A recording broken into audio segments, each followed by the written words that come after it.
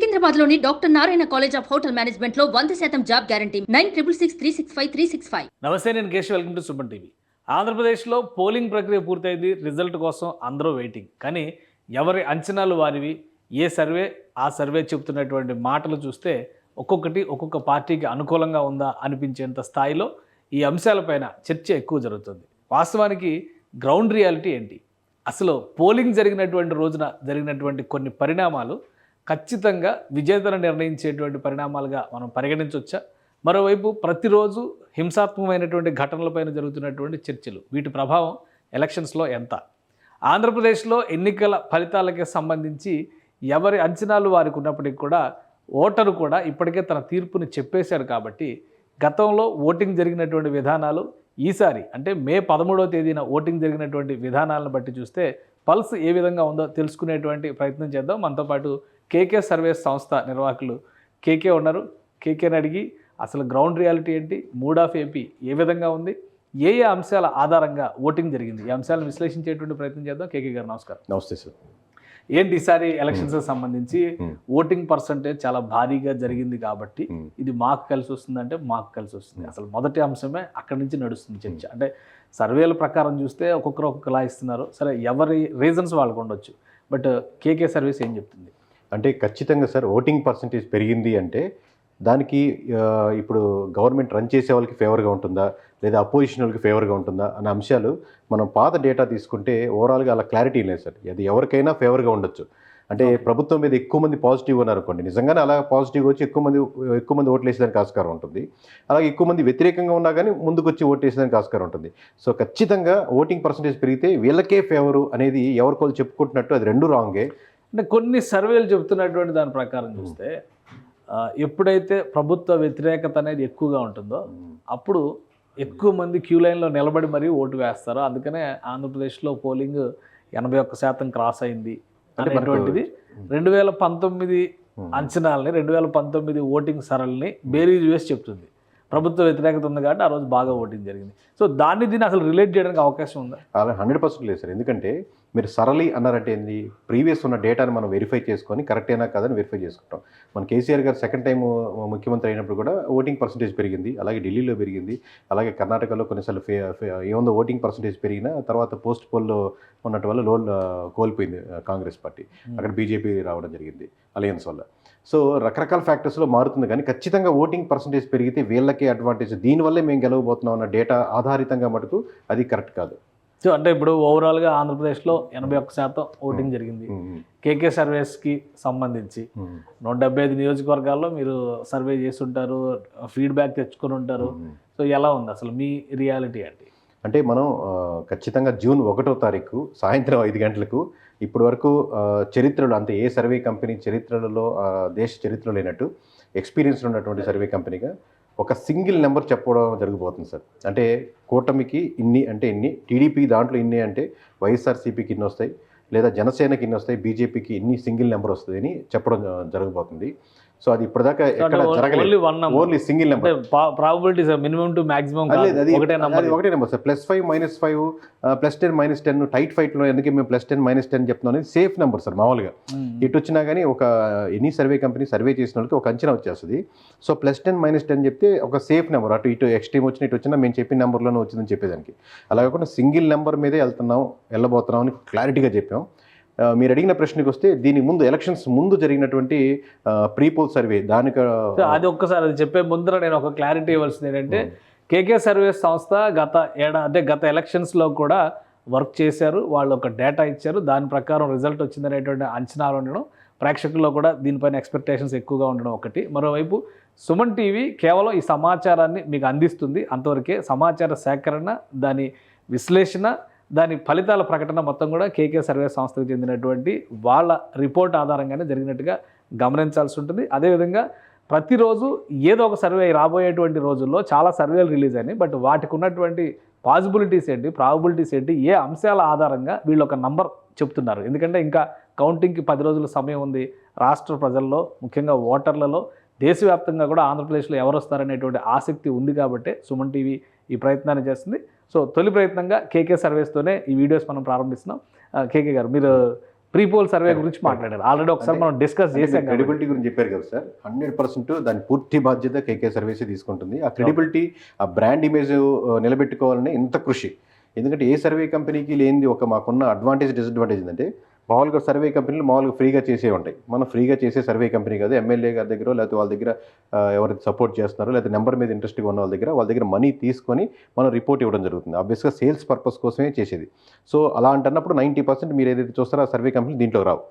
Number 2, ఏదైనా survey కంపెనీలో ప్రాముఖ్యంగా ఉన్న వాటిల్లో కూడా పీపుల్ కనెక్టెడ్ ఉండి, అంటే కేకేని అభిమానించే వాళ్ళు కేకేని ఇట్లా కనెక్ట్, కేకే బాగా చెప్తాడు అట్లాగా ఇండివిజువల్గా మనకు ఆ బ్రాండ్ ఇమేజ్ కూడా ఉంది పీపుల్ నుంచి. ఓన్లీ క్లయింట్స్కే కాకుండా పీపుల్ నుంచి కనెక్ట్ అయ్యి వీళ్ళు చెప్పేది బాగా చెప్తారనేది.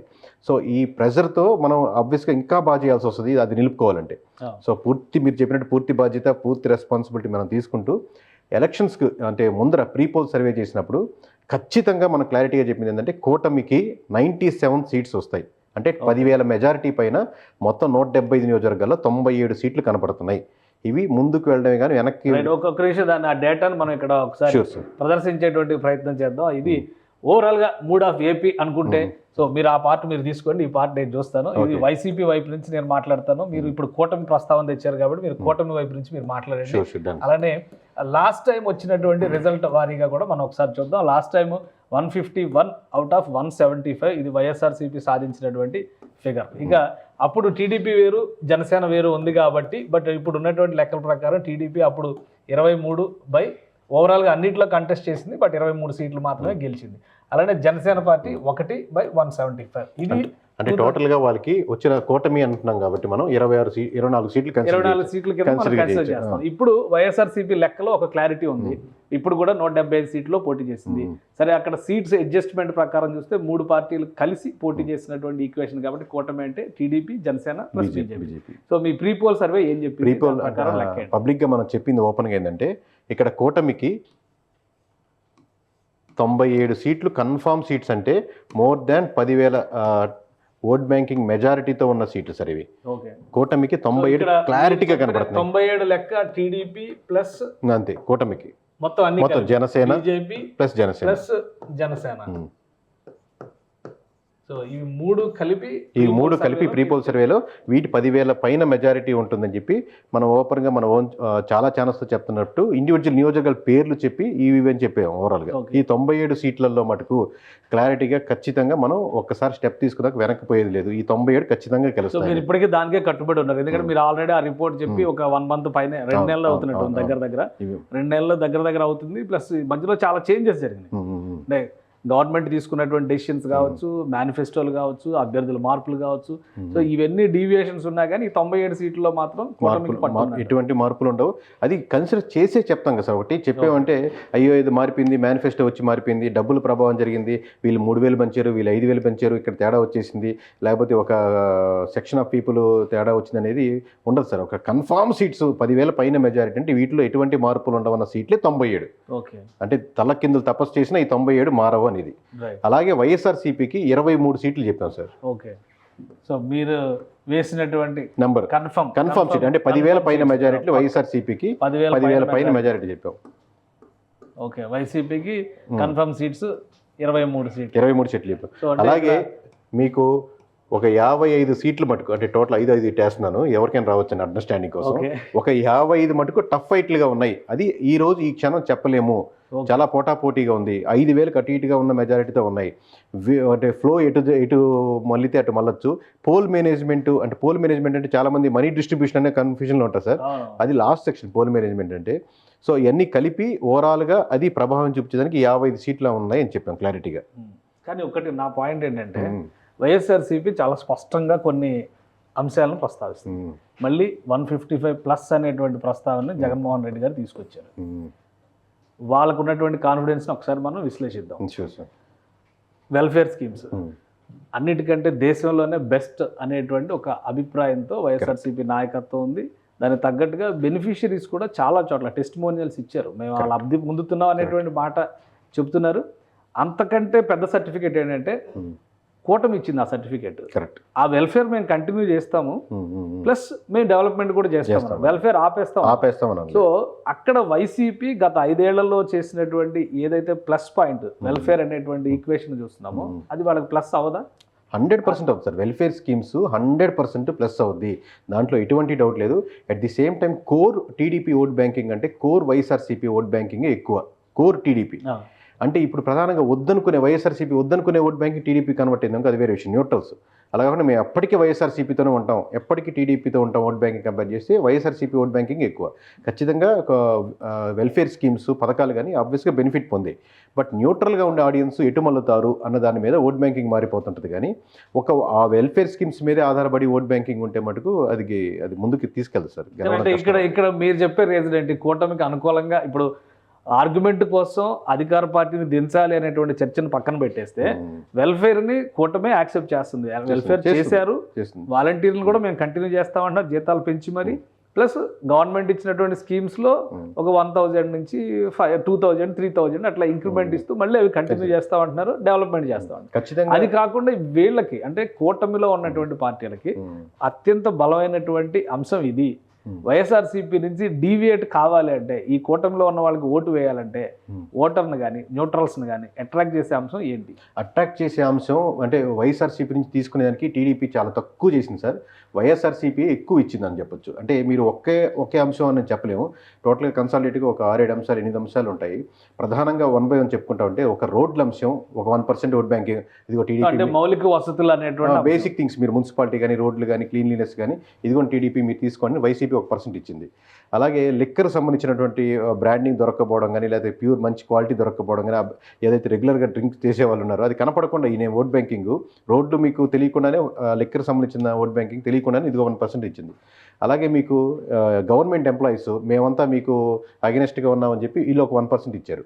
అలాగే మీకు ప్రధానంగా ఇలా ఎన్ని చెప్పుకుంటా పోయినా ప్రధానంగా ఒక సమస్య సార్, ఎక్కువ మంది ఎక్కడ డిస్కస్ చేయని సమస్య ఏంటంటే ఎమోషనల్ కనెక్షన్ అనేది ఒకటి మిస్ అయ్యేది సార్. ఒకళ్ళు నిజంగా నేను చెప్పబోయే 6 పాయింట్లు మిస్ అయినా ఒకటి కానీ కన్వర్ట్ చేసుకోనంటే బాగా ఉండేది. ఎమోషనల్ కనెక్షన్ అంటే గడిచిన 4 సంవత్సరాల్లో లోకల్గా ఉన్నటువంటి నియోజకవర్గాలు తిరగడం, ఎమ్మెల్యేస్తో కనెక్ట్ అవ్వడం, ఒక నెల్లూరులోనో లేకపోతే ఒంగోలులోనో రాయలసీమలోనో గోదావరి జిల్లాలో 1 వీక్ స్టే చేయడం. మీరు ఇప్పుడు మీతో పాటు అనుకోండి, మీరు ఎమ్మెల్యే గారు మీతో పాటు మీ ఊరి నుంచి వచ్చినప్పుడు ఒక 10-20 పీపుల్తో మీరు వచ్చి మాతో పాటు సీఎంతో భోజనం చేసాక లేదా టిఫిన్ చేసినా, టైం స్పెండ్ చేసినా మళ్ళీ మీకు బ్యాక్ వెళ్ళి విగ్రస్గా పనిచేస్తారు. ఎమోషనల్ కనెక్ట్ అయ్యారన్నమాట మీరు. సో మీ వెనకాల ఉండేటువంటి 1000 ఓట్ బ్యాంకింగ్ 2000 ఓట్ బ్యాంకింగ్ బలంగా పనిచేసి మన అన్న వచ్చి జగన్ కలిసి వచ్చారంట అని ఆ 4.5 సంవత్సరాలుగా ఆ ఎమోషనల్ కనెక్షన్ ఏదైతే పీపుల్తో వైఎస్ఆర్సీపీకి జగన్మోహన్ రెడ్డికి బలం అయిందంటే ఎమోషనల్ కనెక్షన్ ఇది. అంటే ఆ ట్రావెల్ అది 100% వీక్ అనుకున్నాం చాలా డ్రాస్టికల్గా. అదే మీరు రాజశేఖర రెడ్డి గారు చూస్తే గెలిచాక కూడా చాలా ఎమోషనల్ కనెక్షన్తో జగన్మోహన్ రెడ్డి గారి పాయింట్ ఆఫ్ వ్యూలో చూసినప్పుడు ఆ విషయానికి కూడా ఒక ఆన్సర్ ఉంది. ఎందుకంటే ఆయన ఒక సోషల్ ఇంజనీరింగ్ చేస్తున్నారు, చాలా బిజీలో ఉంటున్నారు. పైగా ఈసారి ఎలక్షన్స్లో నన్ను చూసి ఓటేయండి అని చెప్పారు.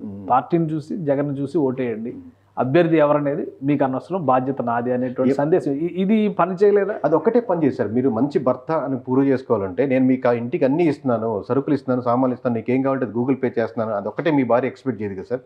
మీ నుంచి ప్రేమగా మాట్లాడడం లేదా ఏమైనా ఉంటే సర్ది చెప్పడం, మాటల్లో ఎన్ని ప్రేమను ఎక్స్పెక్ట్ చేస్తున్నట్టే నాయకులు కూడా, లీడర్స్ కూడా నేను కలిసినప్పుడు వెళ్ళినప్పుడు మాట్లాడలేదు, టైం కుదరలేదు అని చెప్పి ఇక్కడ కిందకు వచ్చి లోకల్గా ఉంటారు. లోకల్ లీడర్లు కూడా అదే క్యారీ చేస్తూ ఉంటారు. ఆ ఎమోషనల్ కనెక్షన్ ఒకటి మిస్ అయినప్పుడు మీరు వెల్ఫేర్ ఒకటే లేపలేదు. ఎమోషనల్ కనెక్షన్ ఉండాలి, అలాగే వెల్ఫేర్ ఉండాలి, అలాగే వేరే డెవలప్మెంట్ ఉండాలి.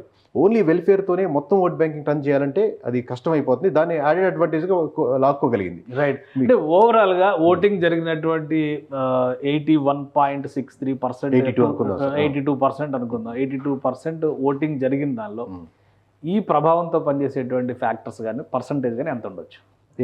వెల్ఫేర్ స్కీమ్స్ ఓవరాల్గా ఈ వెల్ఫేర్ స్కీమ్స్ లేదా జగన్మోహన్ రెడ్డి గారు ప్రజలకి దూరం అయ్యారు అనేటువంటి ఆలోచన విధానం నుంచి డైవర్ట్ అయ్యేటువంటి ఓట్ షేర్ ఎంత ఉండదు? అంటే లాస్ట్ టైం వాళ్ళిద్దరి మధ్య డిఫరెన్స్ 8% సార్. 8%తో వాళ్ళకి 151 సీట్స్ వచ్చేసి వీళ్ళకి 23 సీట్స్ వచ్చాయి. ఇప్పుడు మీరు ఏ మాత్రం ఒక దాంట్లో నుంచి ఒక 4% అంటే 100కి 4 మీరు లాక్కోగలిగినా కానీ ఈ ఇద్దరు ఈక్వల్ అయిపోతారు కదా. దాని మీద వచ్చే each and every 1% they will lose 10 seats, 20 seats, 30 seats దాకా లూజ్ అయిపోతారు.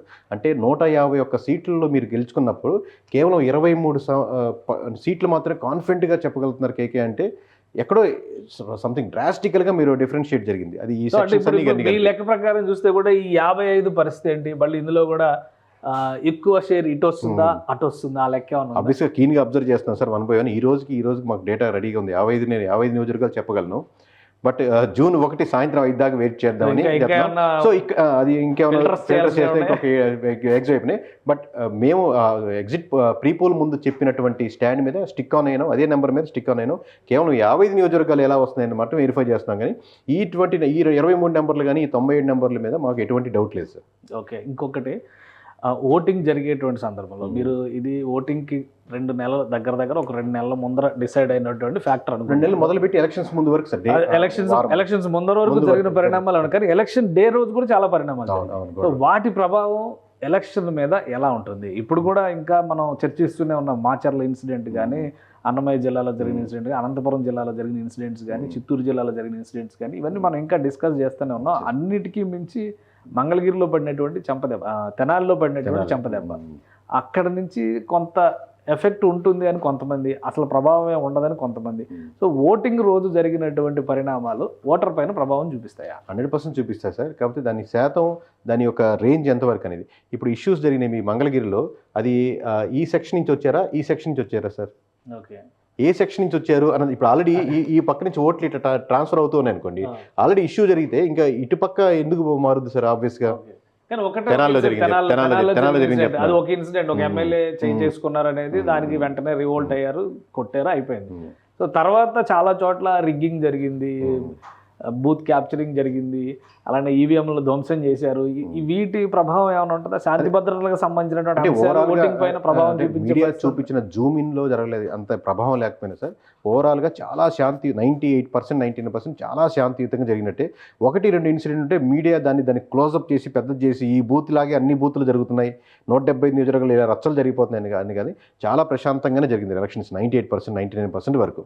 ఓన్లీ 1-2-3 చిన్న ఇన్సిడెంట్, ఇంతమంది 4 కోట్ల మంది ఓటర్లు ఉన్నప్పుడు, దాదాపు 3,60,00,000 మంది ఓట్లు దానికి వేసేదానికి సిద్ధంగా ఉన్నప్పుడు, సో 1-2 ఇన్సిడెంట్ అనేది చాలా నామినల్ థింగ్, దాని మీద ప్రభావం ఏం లేదు సార్. ఓవరాల్గా 1 or 2 ఇన్సిడెంట్స్ ఆ నియోజకవర్గం పరిధి వరకే, అది ఆల్రెడీ వాళ్ళు లూజ్ అవుతున్న ఫ్యాక్టర్లో ఉంటే దాన్ని ఆపలేదు సార్. అది ఇంకొకటి అంటే ఇప్పుడు మీరు ఓటింగ్ డే వరకు కూడా జరిగిన పరిణామాలన్నీ కన్సిడర్ చేసుకుంటూ వచ్చామని చెప్పారు. బట్ అన్నిటికంటే కూడా చాలా ముఖ్యమైనటువంటి అంశం మేనిఫెస్టోలో 3 పార్టీలకి సంబంధించినటువంటి ముద్రలే లేవు అనేది ప్రధానమైనటువంటి విమర్శ. వైసీపీ చాలా గట్టిగా చెప్పింది, అది ప్రజల్లో కూడా చాలా డిస్కషన్ జరిగింది. దీని ప్రభావం ఉండదా? ఇప్పుడు అంటే మేనిఫెస్టో ప్రభావం ఉంటుంది సార్. మేనిఫెస్టో బాగుండి మేనిఫెస్టోకి నేను కనెక్ట్ అయితే ఎక్కువ ఉంటుంది.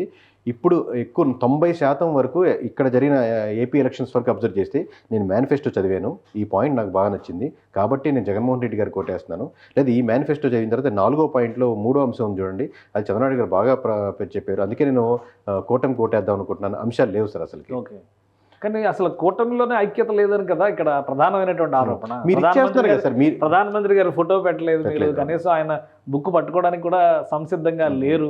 సో వీటి ప్రభావం అనేది ఓటర్ పైన, ఓటర్ మైండ్ సెట్ పైన చూపించే అవకాశం లేదు. అసలు మీరు ఎక్కువ మీ నుంచి ఓట్ బ్యాంకింగ్ ట్రాన్స్ఫర్ అవుతూ ఉంటే, ఫ్లో ఎక్కువ ఉంది అనుకోండి, మీరు దాన్ని స్టాప్ చేసి చిన్న లేయర్ లాపలేదు కదా సార్. అది మీ నుంచి ఎక్కువ వస్తుంది. ఇదంతా చంద్రబాబు నాయుడు గారిని గెలిపించాలని, కూటమి గెలిపించాలని, లేదా కాంబినేషన్ గెలిపించాలని కంటే కూడా అటు నుంచి ఇక్కడ ట్రాన్స్ఫర్ అయిన ఒకటి కదా సార్. 151 సీట్లు అన్నప్పుడు మీరు అపోజిషన్ పార్టీ లేకుండా చేసే అవకాశం, స్కోపు మీకునింది. సో మీరు ఇచ్చేస్తున్నప్పుడు వాళ్ళు ఎంత మాత్రం తగ్గించుకున్న సీట్లు వస్తున్నాయి, ఇంకా వద్దనుకున్నా కానీ. అంటే మీకు కొంతమంది పార్లమెంట్లో సీట్లు పెట్టినప్పుడు ఆ క్యాండిడేట్ కూడా తెలియదు, ఎంపీ క్యాండిడేట్లు, అట్లాంటి వాళ్ళు కూడా ఇప్పుడు మెజారిటీ మీద లెక్కేసుకుంటారు, 1,00,000 వస్తుంది, 1,50,000 వస్తుంది అనేది.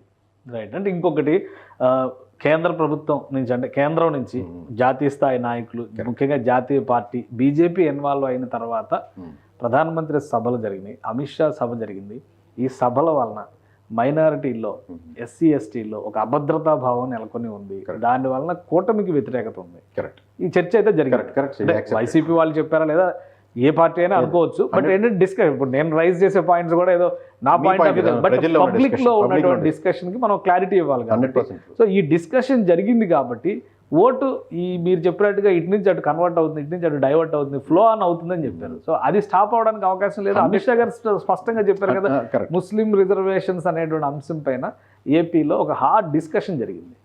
దీని ప్రభావం లేదా? 100% సార్. బీజేపీ కలవడం వల్ల చాలా ఖచ్చితంగా మైనారిటీలో ఉన్నటువంటి ఎఫెక్ట్ ఉంది. Obviously but at the same time most of the vote banking మామూలు ఇన్ జనరల్ కూడా వైఎస్ఆర్సీపీ ఓట్ బ్యాంకింగే అది. సో వైఎస్ఆర్సీపీకి ఉన్న ఓట్ బ్యాంకింగ్ వైఎస్ఆర్సీపీకి ఆగడం వల్ల పెద్ద నష్టం జరగదు. బట్ ట్రాన్స్ఫర్ అవుతున్నాయి. ఇప్పుడు ఒక నియోజకవర్గంలో కొంతమంది ముస్లిమ్స్లు ఒక 20%, 30% ఈసారి కూటమికి వేద్దాం అనుకునే వాళ్ళు ఒక 10% తగ్గిపోతుంది. ఎందుకు 10%, 20% తగ్గిపోతుంది, ఇంకా 10% ఎందుకు ఉంటుంది, కంప్లీట్గా ఆగిపోవాలి కదంటే ఇక్కడ బీజేపీకి అగెనిస్ట్గా నిలబడే పార్టీలు ఏమి లేవు సార్ మనకు. జాతీయ స్థాయిలో ఆబ్వియస్గా ఫ్రంట్ కలుస్తారా బ్యాక్ కలుస్తారనే తేడా, కానీ ఆబ్వియస్గా వైఎస్ఆర్సీపీ అయినా బీజేపీ ఈ డోర్ నుంచైనా ఆ డోర్ నుంచైనా రెండు వైఎస్ఆర్సీపీ అయినా కూటమి టీడీపీ అయినా జనసేన అయినా మొత్తం బీజేపీతో ఒక ట్రావెల్ అవే. కానీ నేను ఖచ్చితంగా బీజేపీని అపోజ్ చేస్తున్నాను, బీజేపీ సిద్ధాంతాలు నాకు నచ్చవు అనే పార్టీ లేవు. ఒక కాంగ్రెస్ పక్కన పెట్టి ఆంధ్రప్రదేశ్లో అటువంటి లేవని అంత అమాయకులు కాదు, జనాలు చూసి అబ్జర్వ్ చేస్తున్నారు. సో అంతవరకు ఆ 20% ఆగుతుంది. ఎవరికి వేసినా ఒకటే కదా. రైట్. ఇంకోటి ఫైనల్ గా ఒక క్లారిటీ చెప్పండి సార్. ల్యాండ్ టైటిలింగ్ యాక్ట్ అనేది విపక్షం చివరి వారం 10 రోజులు బాగా క్యాంపెయిన్ చేస్తుంది. అదేదో ఒక అద్భుతం జరిగిపోతుంది, మీరు కనుక మళ్ళీ ఓటేస్తే మీ ఇల్లు వాకిలి అన్ని లాగేసుకుంటారు అనేటువంటి దాని ప్రభావం ఏమన్నా ఉండొచ్చా మీ లెక్క? అంటే దాని డిస్కషన్ పాయింట్ బాగా హైగా లేదానికి ఉపయోగపడింది సార్. ఆల్రెడీ వైఎస్ఆర్సీపీ బాగా హార్డ్ కోర్ ఫాలోయర్స్ ఏమో ఇది బాగా రాంగ్ ఇమేజ్ ఇస్తున్నారు, ఇంప్రెషన్ ఇస్తున్నారు, సంబంధం లేదని వాళ్ళు మాట్లాడేదానికి చూసారా నాయన మన టైటిల్ ఇచ్చేసి చేసిన అన్యాయం. ఆల్రెడీ అతను కూటమికే ఓటేస్తున్నాడు, కూటమికే ఓటేస్తూ నువ్వు కూటమి గురించి ఇలా సపోర్ట్ చేస్తూ మాట్లాడుతూ వైఎస్ఆర్సీపీ ల్యాండ్ వస్తుంది, అవును కదా మా పాస్ పుస్తకాల మీద ఆయన బొమ్మ ఏందని బొమ్మ కేవలం పడ్డం వల్ల నిన్నటి వరకు నేను వైఎస్ఆర్సీపీకి ఓటేద్దాం అనుకుంటున్నాను, ఈ రోజు వాళ్ళు చెప్పడం వల్ల నాకు తెలిసింది జగన్మోహన్ రెడ్డి గారు నా ల్యాండ్ తీసేసుకుంటున్నారని, కాబట్టి ఈరోజు కూటమికి ఓటేస్తున్నానని కాదు సార్. ఈ డిస్కషన్కి డిబేట్లకి బాగా కలిసి వచ్చింది మామూలుగా. Right right. థ్యాంక్ యూ కేకే, మీ అభిప్రాయం తెలియజేసినందుకు. ఇది ప్రీపోల్ సర్వే సమయంలో కేకే సర్వేస్ ఏ ఫ్యాక్టర్స్ని అయితే పరిగణలోకి తీసుకుని కొన్ని నంబర్లకి ఫిక్స్ అయిందో, అంటే వాళ్ళకి వచ్చినటువంటి ఫీడ్బ్యాక్ ఆధారంగా అదే నంబర్లకి ఇప్పటికీ ఫిక్స్ అయి ఉన్నామని చెప్తున్నారు. యాక్యురేట్ డీటెయిల్స్ కావాలంటే జూన్ 1వ తేదీన ఒకటే నంబర్, సింగిల్ నంబర్తోనే ఎవరు గెలవబోతున్నారు అనేటువంటి డేటాను రిలీజ్ చేస్తా ఉన్నాం. ఎందుకంటే ఎన్నికల కమిషన్ పెట్టినటువంటి నిబంధన ప్రకారం జూన్ 1 తర్వాత ఎగ్జిట్ పోల్ సర్వేస్ కానీ ఇతర సర్వేలు కానీ రిలీజ్ చేయడానికి అవకాశం ఉంటుంది, కాబట్టి అప్పుడు చెప్తారంటారు. ఇక ఓవరాల్గా వచ్చినటువంటి కాంబినేషన్స్లో కేకే సర్వేస్ నిర్వహించినటువంటి ఫీడ్బ్యాక్ ఆధారంగా ఇస్తున్నటువంటి డేటా ఇది. ప్రజలకి సమాచారం కోసం, ప్రస్తుతం రాజకీయంగా జరుగుతున్నటువంటి చర్చలకి ఒక ప్రాతిపదిక కోసం సుమన్ టీవీ అందిస్తుంది. ఈ డేటాతో కానీ ఈ ఫలితాలతో కానీ ఏ పార్టీతో కానీ సుమన్ టీవీకి సంబంధం లేదు, ఇది గమనించగలరు. Thanks for watching. సుమన్ టీవీలో మీ పర్సనల్ అండ్ బిజినెస్ ప్రమోషన్స్ కోసం కింది నెంబర్కి కాంటాక్ట్ చేయండి.